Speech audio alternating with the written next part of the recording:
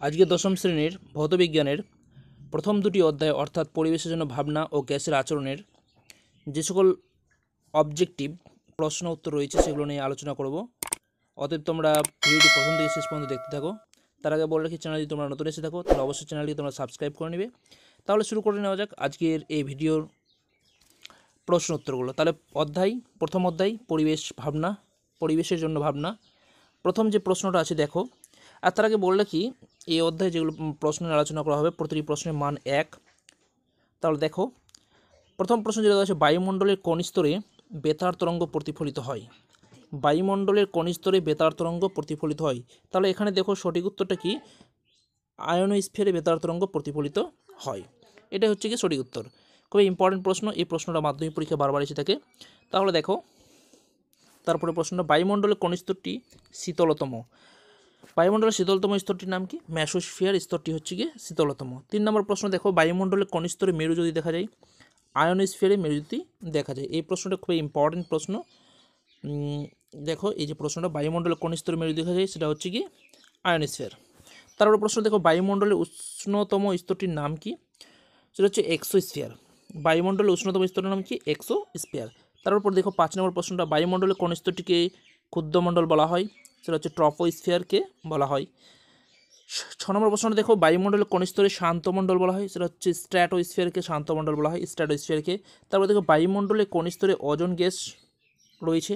সেটা হচ্ছে স্ট্র্যাটোস্ফিয়ার। তারপর 8 নম্বর প্রশ্ন দেখো, গ্রিন হাউস গ্যাসগুলির নাম লেখো। এখানে দেখো দুটা গ্রিন হাউস গ্যাসের নাম দেওয়া হয়েছে, তিনটা কার্বন ডাইঅক্সাইড CH4, CFC অর্থাৎ কার্বন ডাইঅক্সাইড, মিথেন, এটা হচ্ছে ক্লোরোফ্লোরো কার্বন। এগুলো হচ্ছে গিয়ে গ্রিন হাউস গ্যাস। তারপরে প্রশ্নটা দেখো তোমরা, তারপরে প্রশ্ন দেখো, জ্বালানির তাপন মূল্য কোন জ্বালানির তাপন মূল্য সবচেয়ে বেশি? তাহলে দেখো হাইড্রোজেনের তাপন মূল্য সবচেয়ে বেশি। 10 নম্বর প্রশ্ন দেখো, বায়োগ্যাসের প্রধান উপাদান কি? বায়োগ্যাসের প্রধান উপাদান হচ্ছে গিয়ে মিথেন, CH4। খুবই ইম্পর্টেন্ট প্রশ্ন এটি, বায়োগ্যাসের উপাদান কি? মিথেন। খুবই ইম্পর্টেন্ট প্রশ্ন, এই প্রশ্নটি মাধ্যমিক পরীক্ষায় বারবার এসে থাকে। তারপরে প্রশ্ন দেখো, CBM এর পুরো নাম কি? কোলভেট মিথেন। CBM এর পুরো নাম কি? CBM এর পুরো নাম হচ্ছে কোলভেট মিথেন।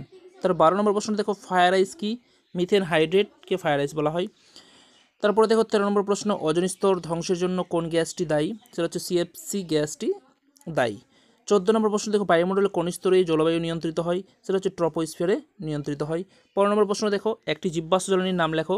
সেটা হচ্ছে কয়লা, ডিজেল, পেট্রোল। এখানে একটা বলা হয়েছে, তো এখানে 3টা লিখে দেওয়া হয়েছে, তোমরা যে কোনো একটা মনে রাখলেই হলো। তারপর 16 নম্বর প্রশ্ন দেখো, নবীকরণযোগ্য শক্তির উৎসের নাম লেখো।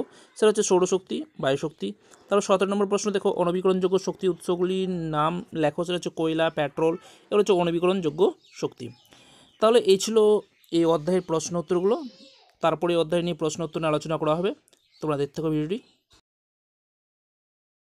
অধ্যায়ের প্রশ্ন উত্তরগুলো তোমরা দেখো। প্রথম প্রশ্নটা কী দেওয়া হয়েছে, প্রমাণ চাপের মান কত? তো প্রমাণ চাপের মানটা কত? 76 সেমি পারস্তম্ভের চাপের সমান কত? 76 সেমি পারস্তম্ভের চাপের সমান হচ্ছে গিয়ে প্রমাণ চাপের মান।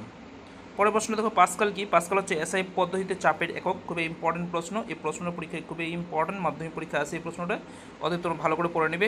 পাস্কাল কি? পাস্কাল হচ্ছে SI পদ্ধতিতে চাপের একক। 3 নম্বর দেখো, বায়ুমণ্ডলের চাপ কোন যন্ত্রের সাহায্যে মাপা হয়?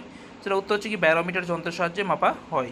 4 নম্বর প্রশ্ন দেখো, গ্যাসের চাপ, এটা হয়ে গেল, এটা বায়ুমণ্ডলের চাপ কোন যন্ত্রের সাহায্যে? ব্যারোমিটার। আর গ্যাসের চাপ মাপা হয় কোন যন্ত্রের? সেটা হচ্ছে ম্যানোমিটার যন্ত্রের সাহায্যে মাপা হয়। তারপর দেখো, চার্লসের সূত্রের ধ্রুবক কী কী? সেটা হচ্ছে গ্যাসের ভর, আর এটা হচ্ছে গ্যাসের চাপ, গ্যাসের ভর ও চাপ। তারপরে দেখো, ক্যালভিন স্কেলে জলের স্ফুটনাঙ্ক কত? তাহলে ক্যালভিন স্কেলে জলের স্ফুটনাঙ্ক হচ্ছে 373 ক্যালভিন। এখানে দেখো যে 273, তার সঙ্গে ক্যালভিন জলের স্ফুটনাঙ্ক কত? 100 ডিগ্রি সেলসিয়াস। এবার 273-এর সঙ্গে 273-এর সঙ্গে 100 ডিগ্রি যোগ করলে কত হবে? 373, অর্থাৎ কেলভিন।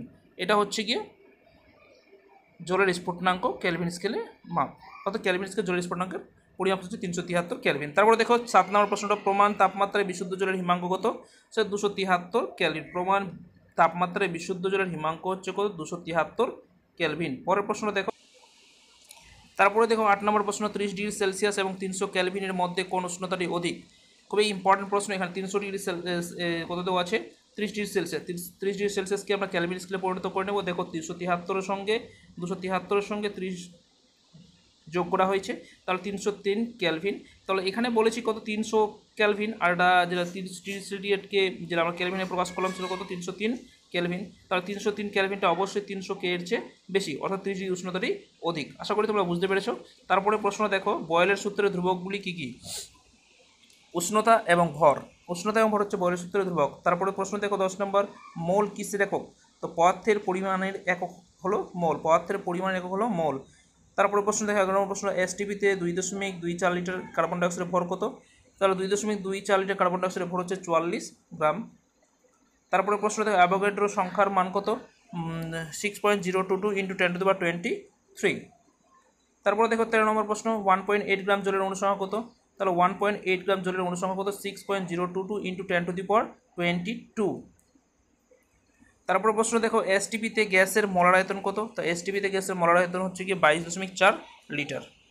তারপরে প্রশ্নগুলো, 44 গ্রাম কার্বন ডাইঅক্সাইডতে অনুসংখ্যা কত? সেটা 6.022 × 10⁻23। 44 গ্রাম কার্বন ডাইঅক্সাইডের অনুসংখ্যা হচ্ছে কত? 6.022 × 10⁻23। 16 নম্বর প্রশ্ন দেখো, মোলার আয়তনের মান কিসের উপর নির্ভরশীল? গ্যাসের চাপ এবং উষ্ণতার উপর নির্ভরশীল। 17 নম্বর প্রশ্ন দেখো, হাইড্রোজেনের মোলার ভর কত? সেটা হচ্ছে 2 গ্রাম। তারপর প্রশ্ন দেখো 18 নম্বর, মোলার গ্যাস ধ্রুবক কী কী? ধ্রুবকের একক কী? সেটা হচ্ছে এসআই পদ্ধতিতে জুল, মল -1, ক্যালভিন -1। এটা সিজিএস হচ্ছে মল -1, ক্যালভিন -1। সিজিএস হচ্ছে আর্ক, মল -1, ক্যালভিন -1।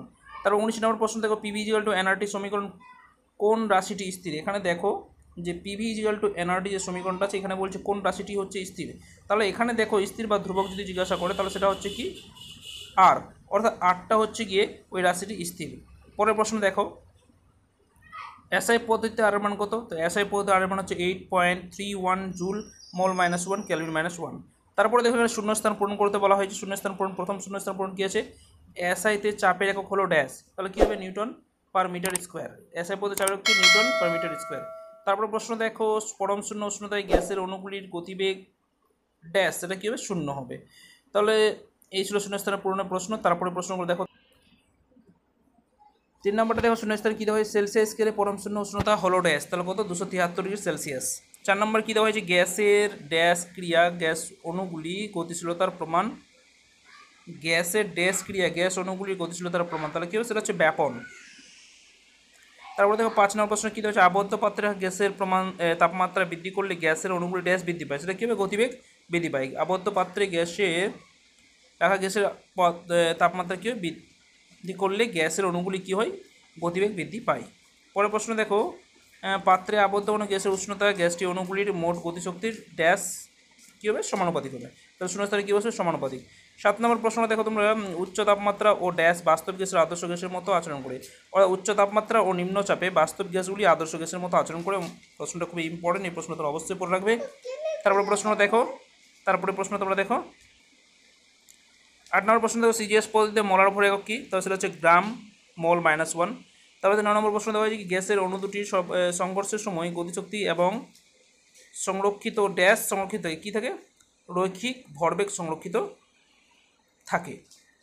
এখানে জিজ্ঞাসা দেওয়া হয়েছে ভুলবশত, তো যাই হোক। তারপরে প্রশ্নগুলো তোমরা দেখো।